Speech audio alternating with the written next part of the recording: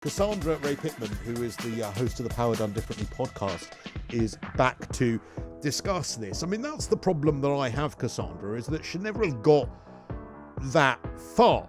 It should have simply been allowed to go ahead so that therefore the police could have come up with a way that it could have been socially distant. This is where people are allowed to stand. This is how many people are allowed here at this time. How could they not possibly predict that if it was going to go ahead and it had been decided to have been unlawful, that of course it was going to end in scenes where you were going to see women thrown in the back of police vans, which is precisely the image that the Met doesn't want at the moment. Yes, that's exactly right. That's exactly right. They should have been coordinating with the organizers from the very beginning. And the point that I made before, and I'm so sorry about my internet connection, is that the right to protest is a fundamental right of democracy. And our government has a responsibility to ensure that we as citizens can exercise that right in a safe way. This vigil could have happened in a socially distant way, and all it would have taken is the police working with the organizers ahead of time. And instead, we have this travesty, which is just sad for everybody.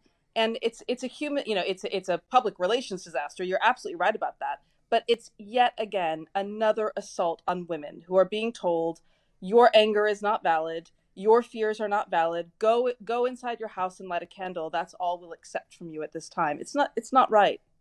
However, there were some people there, whether they were organised, whether they were from the left, as some people are saying, whether they were deliberately there to cause trouble, there were some people there who behaved in an appalling way, who should not be excused for the way they acted. I've seen videos of them screaming in the police officers' faces, while you can see the police officers, whom I feel sorry a bit for the officers on the ground, actually, who can't do right for doing wrong sometimes. And they were I've seen videos of them in front of the bandstand trying to calmly explain why they need people to go home and being screamed at in their faces. Now, whether those people were genuinely there to mourn Sarah, whether those people were there to genuinely cause trouble, I don't know. But we can't simply forget that there were some people there that acted in an appalling fashion. That may be true. And you're right. We don't know who those people are. But what I would also say is that some people are angry, and they're rightfully angry because the institutions and people that have promised to keep them safe are not only not keeping them safe, but oftentimes don't even take their safety seriously.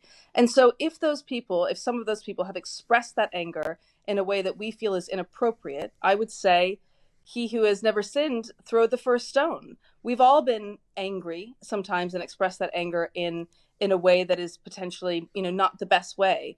But it is the police, it is the responsibility of the police force to respond in that situation with common sense and compassion, and that is what was lacking here. But not if you're being screamed at in your face when you're trying to explain why someone needs to go home. That I would find it very difficult for a police officer to express that compassionately if they are being screamed at right in their face. And I don't know if you've seen those videos, but I've seen those videos. They're verified. They're not fake. There were some people there who maybe it was from their genuine anger. Maybe it was people who want to hijack this. I don't know.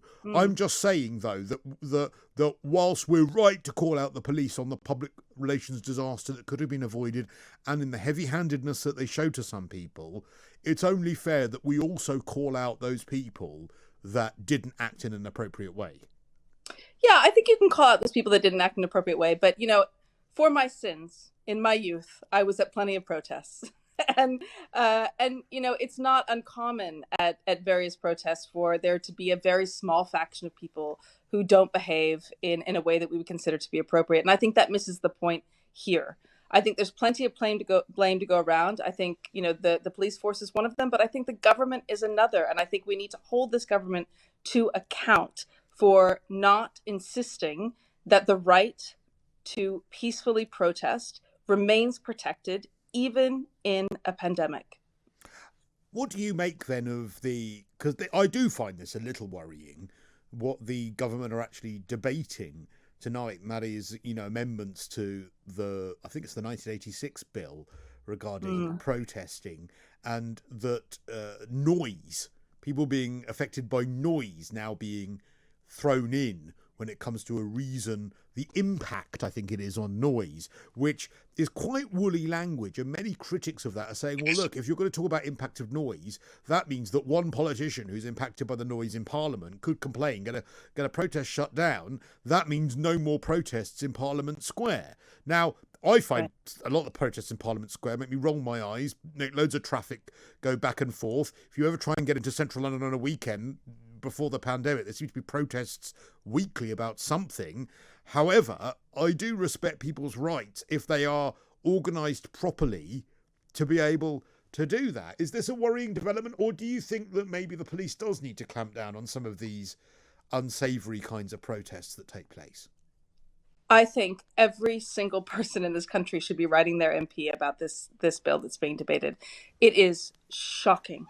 It is shocking. And of course, I think we all hearken back to, various protests that have inconvenienced us in great ways, right? When public transportation networks are shut down, or you need to get somewhere in the city and you can't get from point A to point B because all the roads are blocked.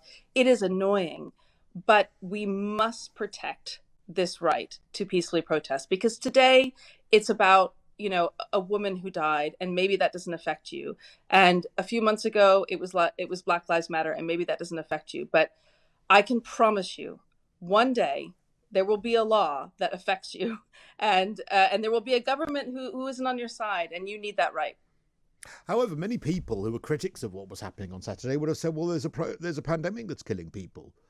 What about the people that die from a pandemic? What about the people that might potentially die as a result of all those people who've convened in one place together? One death is not more important than another. And if that's going to risk people's lives, however worthy the cause may be, well, it's right that the police clamp down. In a democracy, there is always a tough and delicate balance between our fundamental rights and our safety.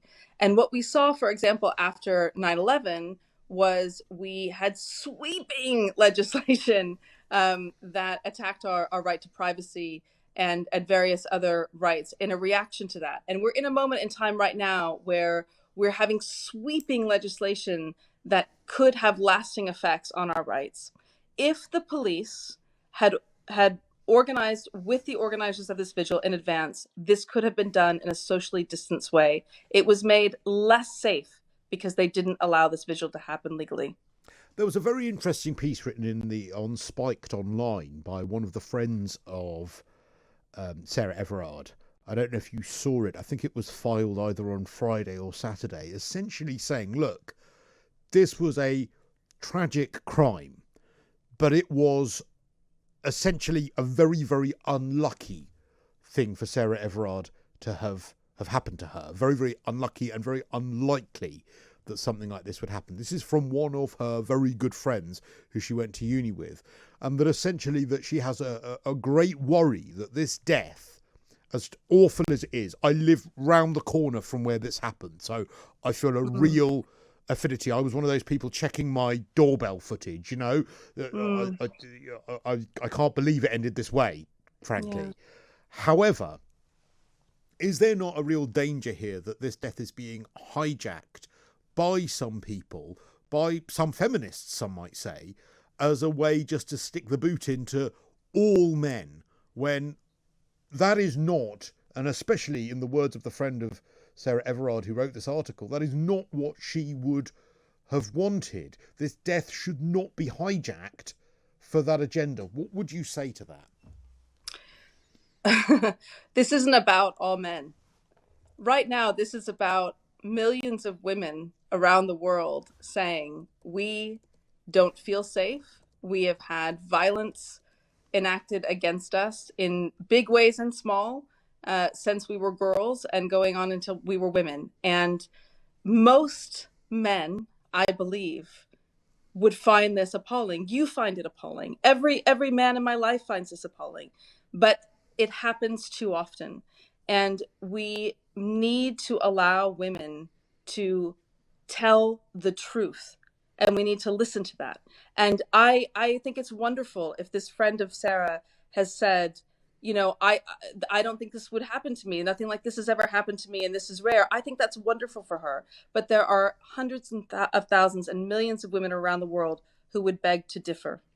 However, we have heard some ridiculous words like a curfew for men and things like that.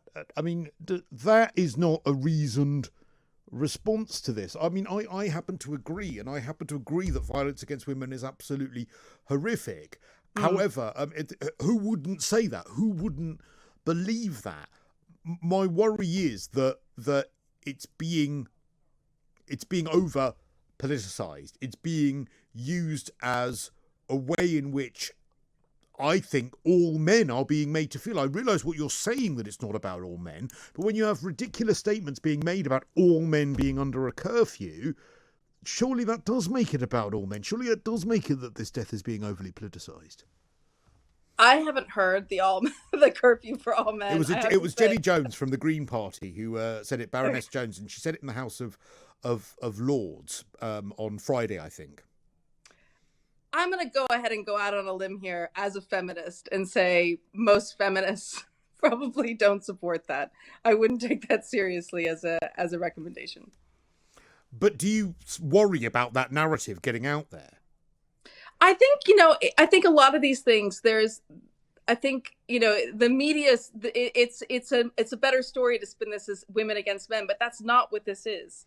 That's not what this is at all. I mean, that's one of the reasons that it's so frustrating to hear. What I hear and what I get a lot on Twitter is, oh, but the Home Secretary is a woman, but the police commissioner is a woman. This isn't about a woman in power. It's not about, all men are bad. This is about a systemic thing in our culture, in our society, that we need to fix. And we need to fix it in a nuanced, deliberate way that protects all of our rights. I'll read you a little piece about it. Sorry, I was just finding it. I thought I had it saved. This is from Sarah Everard's friend. Her name is Hannah Edwards. And I just want to read you a sentence of it. Sarah's abduction and murder is not, in my opinion, a symptom of a sexist, dangerous society. When something awful like this happens, there is a rush to look for reasons and apportion blame. If a suspect police officer in custody is tried and found guilty, then I will hold him alone responsible. I will not be blaming men or the police for the actions of one individual. There will always be the odd psychopath out there, and there can be no accounting for that fact. Sarah had many wonderful men in her life. In fact, several of them were absolutely instrumental in the hunt for her, raising awareness online in the local area and out physically searching. They are just as horrified by everyone else by what has happened. I don't think Sarah would have wanted them or men in general to be smeared with the same brush as her attacker. I mean, those are really powerful words, and I really appreciate your words because I realise you're being reasoned and balanced when it comes to this. My worry is that the narrative out there is not reflective of that. Yeah, well, I think we need a more nuanced conversation about a lot of these things, right? We need to be able to say this isn't about all men. This is about, this is where I would respectfully disagree with Hannah's views.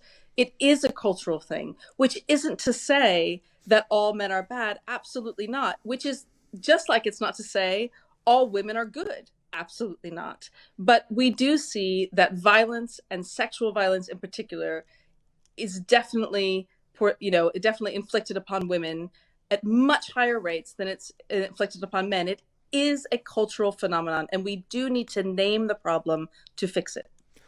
And you've said my favourite word on this show, nuance, because I feel like in debate nowadays that is completely lost, and I really appreciate you using that word because there is not enough of it anymore. Cassandra Rae Pittman, really appreciate your comments.